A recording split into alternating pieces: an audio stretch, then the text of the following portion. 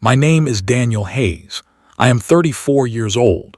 Last Sunday, my mother-in-law slid a thick envelope across the dinner table, looked straight at my wife and said, "I think you need to see this." She had secretly DNA tested our 4-year-old son.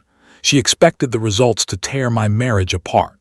What she didn't expect was that those same results would unravel her entire life instead. What nobody at that table knew, not my wife, not her sister, not even her father, was that I had already known about the test for 2 weeks. And what I chose to do with that knowledge changed everything. I met my wife, Alina, 8 years ago. She brought me home to meet her family after 4 months of dating. Her mother, Victoria, greeted me at the door like she was evaluating a case file.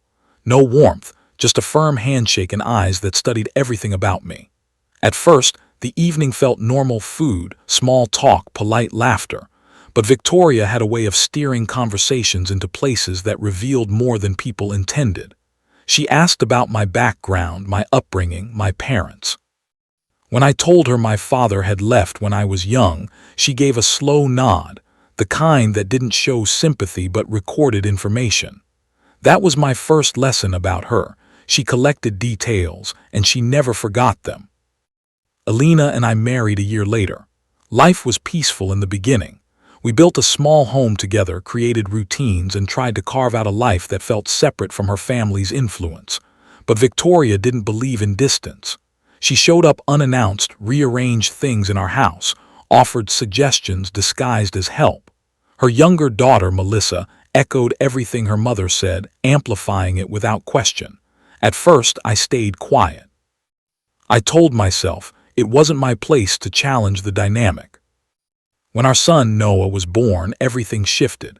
He was healthy, strong, and loud from the moment he entered the world. For a while, Victoria seemed softened by him. She held him, smiled, even showed affection toward me in those early months. I thought maybe this was the turning point, but that illusion didn't last long. Around his first birthday, Noah's features began to change. His dark hair lightened into a soft copper shade, curls forming slowly, unmistakably. It was a trait from my side of the family, something I had grown up seeing in old photographs. To me, it was familiar. To Victoria, it was suspicious. At first, the comments were subtle. "Interesting coloring," she'd say, running her fingers through his curls. "Then that doesn't really match Alina's side, does it?" Over time, those remarks became more frequent, more pointed. She wasn't asking questions anymore, she was planting doubt. Melissa joined in, making casual remarks on social media, hinting at how unique Noah looked. Extended family members began to treat me differently. Conversations became shorter. Eye contact faded. It was as if something had been decided about me, but no one had said it out loud. I started documenting everything. Every comment, every moment, every shift in behavior.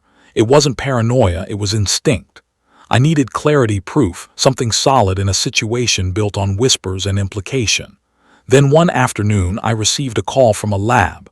They informed me that a DNA test had been submitted for my son under Victoria's name, but it couldn't proceed without parental consent. In that moment, everything clicked into place.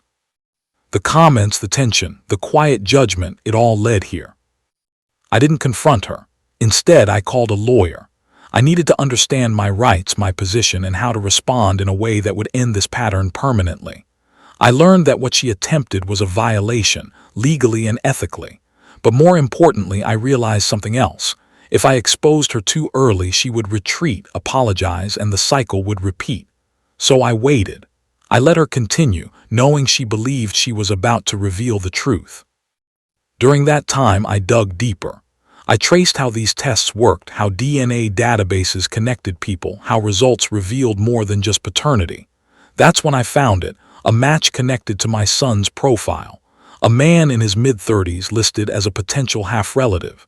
It didn't take long to understand what that meant. That connection didn't come from me. It came from Alina's side of the family, from Victoria.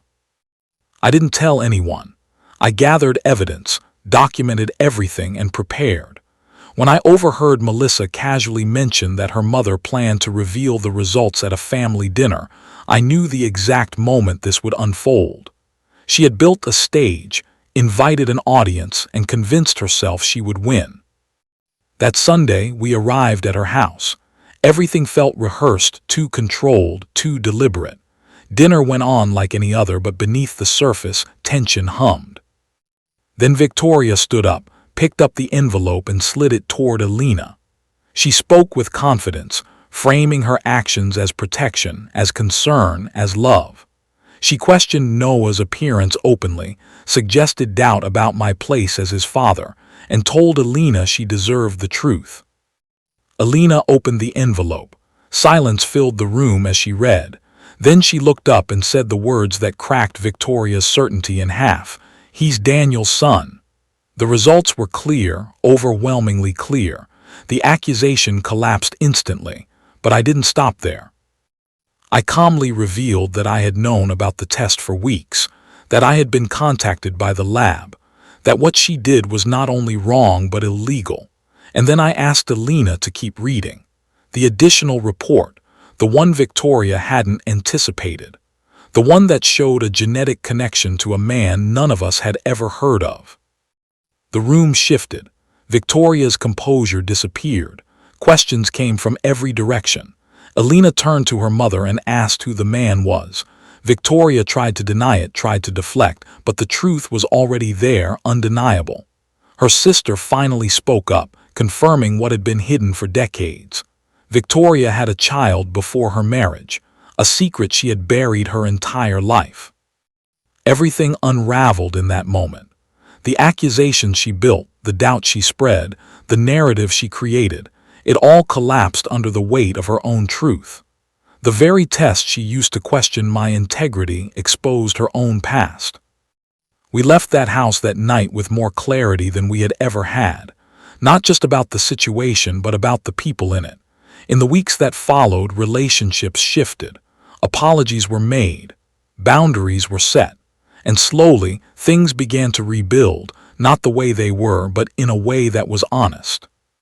I kept the envelope, not as a reminder of what almost broke us, but as proof of something else, that truth doesn't need force or performance.